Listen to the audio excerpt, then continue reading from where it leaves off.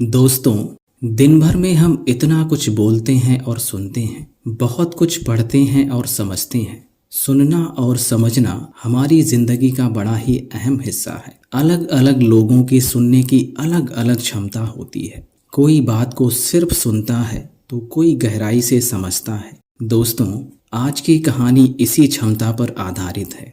राजा महाराजाओं का दौर चल रहा था। तब किसी राजकुमार को राज सिंहासन पर बिठाने से पहले उसे उसके लायक बनाना होता था। उस दौर में बड़े बड़े मैनेजमेंट स्कूल या कोई डिप्लोमा कॉलेज तो होता नहीं था जहां जाकर वे ये सब चीजें सीख पाते। उस दौर में अनुभवी गुरुओं द्वारा राजकुमारों को वो शिक्षा दी जाती थी जो उनके अपने भविष्य में काफी जरूरी और महत्वपूर्ण साबित होती थी। चीन के एक राजा को जब अपने पुत्र को राज सिंहासन पर बिठाने की सूझी, तब उसने राजकुमार को उसके लायक बनने के लिए एक जेन मास्टर के पास भेज दिया। मास्टर ने राजकुमार को कुछ दिनों तक तो अपने पास रखा। बाद में 1 साल के लिए राजकुमार को जंगल में जाकर रहने का आदेश दिया।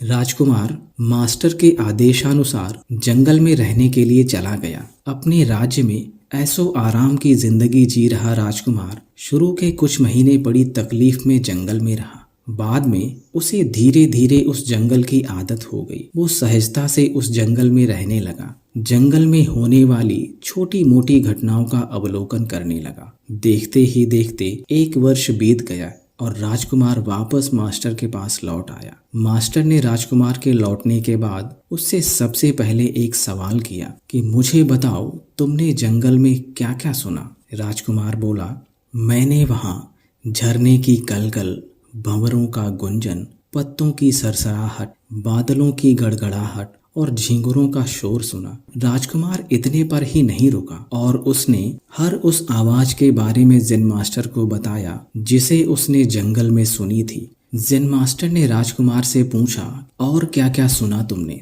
राजकुमार बोला, मास्टर, मैंने आपको उन सभी आवाजों के बारे में बता दिया जो मैंने सुनी थी। मास्टर ने राजकुमार से कहा, ठीक है, तुम दोबारा उसी जंगल में जाओ और वहां से तभी वापस लौट कर आना जब तुम्हें पहले सुनी हुई आवाजों के अलावा कुछ नई आवाजें सुनाई दे। पूरा 1 साल जंगल में बिताने के बाद राजकुमार ये सोच रहा था कि अब उसे अपने राज्य में वापस जाने को मिलेगा, लेकिन मास्टर ने उसे फिर से जंगल जाने का आदेश दिया। बेमन से राजकुमार फिर से उसी जंगल में वापस लौट गया। कुछ दिनों तक राजकुमार को कोई भी नई आवाज सुनाई नहीं दे रही थी। वह जो भी आवाज सुनता उसे लगता था यह आवाज तो वो कई बार सुन चुका है। फिर राजकुमार ज्यादा ध्यान देकर पूरे समर्पण से अपने आसपास की हर आवाज पर गौर करने लगा। धीरे धीरे राजकुमार को ऐसी ऐसी आवाजें सुनाई देने लगी जो उसने पहले जिंदगी में कभी नहीं सुनी थी। कुछ दिनों तक उन सभी आवाजों का अभ्यास करने के बाद राजकुमार वापस अपने मास्टर के पास लौट आया। राजकुमार इस बार बहुत प्रसन्न चेहरे के साथ अपने मास्टर को उन सभी आवाजों के बारे में बताने लगा जो उसने इस बार सुनी थी। राजकुमार ने कहा, मास्टर, शुरू में मुझे वही सारी आवाजें सुनाई दे रही थी जिन्हें मैं वर्षों से सुनता आ रहा था। फिर मैंने ज्यादा ध्यान लगाया तो मुझे वो आवाजें भी सुनाई देने लगी जो आमतौर पर सभी को सुनाई नहीं देती। मास्टर ने पूछा, कौन सी आवाजें? राजकुमार बोला, मैंने इस बार कलियों के खिलने की आवाज सुनी, बारिश की बूंदों की रमझट सुनी, मैंने किरणों को जमीन पर टकराने का स्वर और बहती हवा की धुन भी सुनी। राजकुमार की बातें सुनकर जेन मास्टर बहुत खुश हो गए। मास्टर ने कहा, अब तुम राजा बनने के लिए बिल्कुल तैयार हो, क्योंकि अब तुम उन आवाजों को भी सुन सकते हो जो अनसुनी है। हर राजा में ये गुण होना चाहिए कि प्रजा की वो कही और अनकही बातें और भावनाएं समझ ले, तभी वो सही फैसले ले सकता है, उनका विश्वास जीत सकता है और उन्हें सुखी रख सकता है।